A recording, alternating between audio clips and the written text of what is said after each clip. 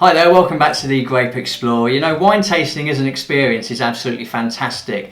Nosing a glass, getting those aromas can really transport you to somewhere wonderful, getting you thinking about where the grapes were grown, what the weather was like, and some of the processes that it's taken to create that wine.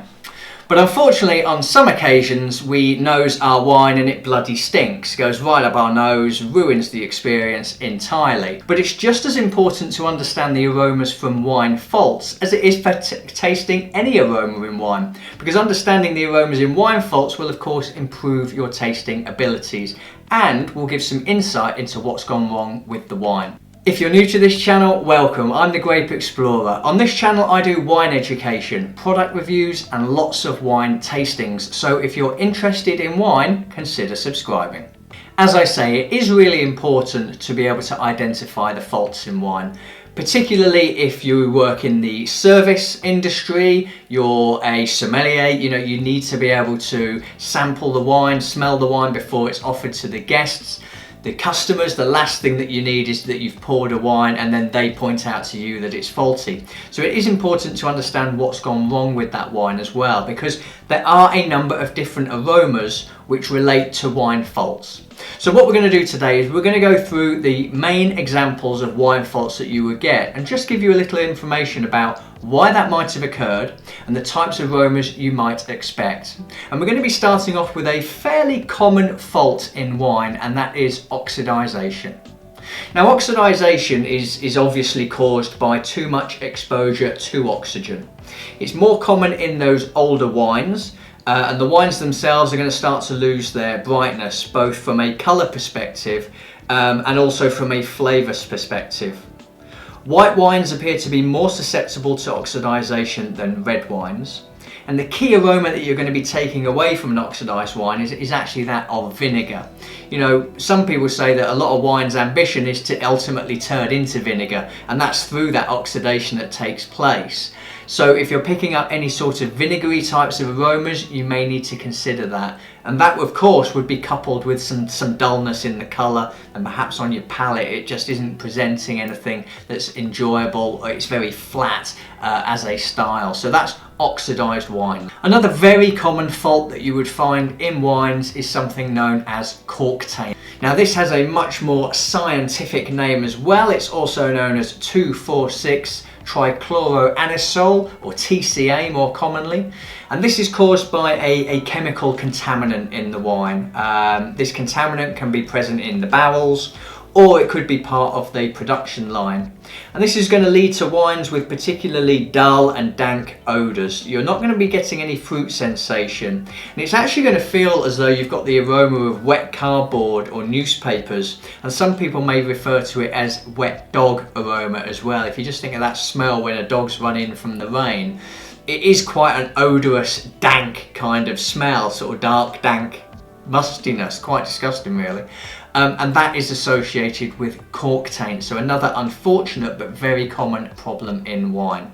One other wine fault that is commonly found is actually associated with sulfur. Now sulfites are often found in wine. Your labels will often say contain sulfites. Sulfur dioxide is used in the production of wine. But the faults can occur where perhaps there's been too much sulfur used, or the sulfur itself may have faults, and that can lead to aroma faults in the wine as well. So as I say, sulfur compounds are used as an additive throughout the winemaking process, and in particular it's used as a way of stopping oxidisation. However, when poorly used, it can contribute to some flavour and aroma taints which can be quite volatile. Sulfur compounds can first appear when opening a bottle, which can burn off. You know, some people talk about a little bit of a bottle taint, a characteristic when they open a bottle.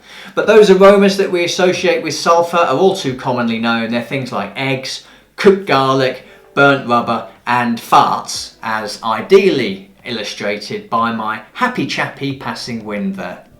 Now, moving away from some of the winemaking associated faults, there are some faults that actually we can cause ourselves, and the first one of these I'm going to go through is heat damage.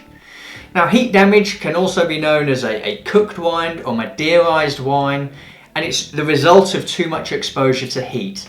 I think about leaving something by a window on a hot day. You know, you leave a bottle of wine in a car, it's going to ruin it. The wine itself may thermally expand and may even push up between the cork and the bottle. And the wine is going to appear jammy, but in a artificial, processed type of way. It's also possible that you might get nutty and caramelized aromas as well. And you do need to be careful here when trying to distinguish between jamminess that may be an aroma that a winemaker has wanted to go for, and those much more synthetic, production line type jammy aromas, those artificial aromas that will come from heat damage. So just need to be mindful when you're doing your tasting that you're not confusing one with the other. But look out for something that's got a kind of artificial quality about it, and that perhaps is going to make you think that this has potentially been subject to heat damage. Also think if you've just brought it in from your car after 2 hours on a hot day, might also be subject to heat damage there as well. Now it isn't just heat damage that can cause exposure. There are other types of damage that can be caused by leaving something out in the sun as well, and that is of course UV light damage. Now this is exposure to excessive ultraviolet light, and I'm using storing wine in the sun as the perfect example. It's going to be more common in delicate whites, both still and sparkling, and the aroma sensation is actually going to be one of wet wool. I could only find a dancing sheep as an image to use here, but it's dancing under a cloud. I guess, you know, people dance in the rain, and so does this sheep. But this is the image that I've gone for. The wet wool sensation is as the result of UV light damage. So again, something to be thinking about, particularly how you store your wine at home. You know, I have a wine rack that I keep out of the way of the window. There's no direct light getting onto that wine rack during the day.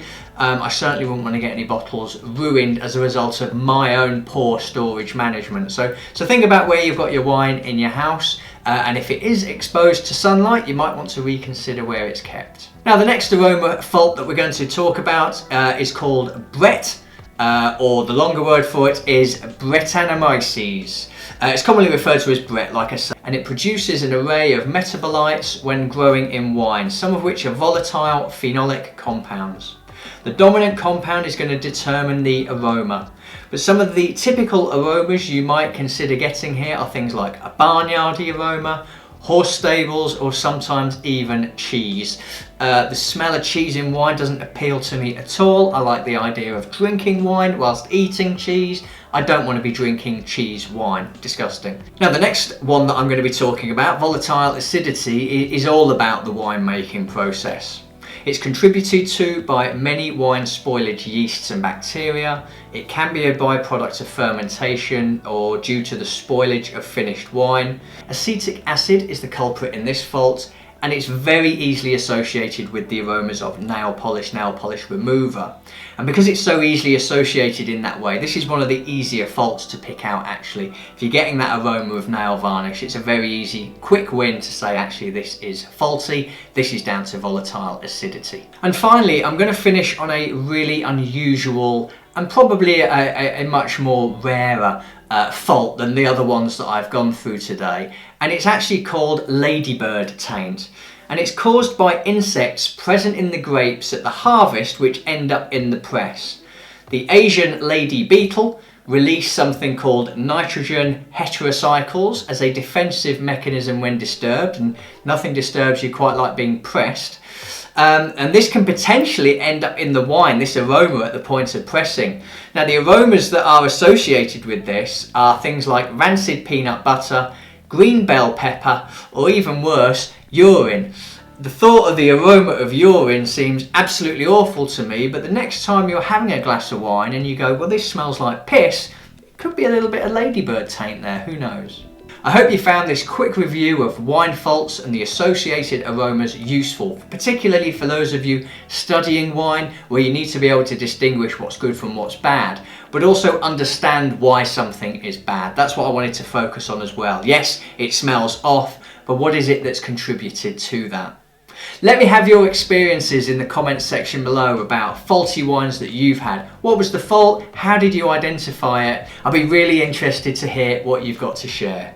As for now, I'm going to say thanks very much for watching. I'm the Grape Explorer. Look forward to seeing you again soon. Cheers.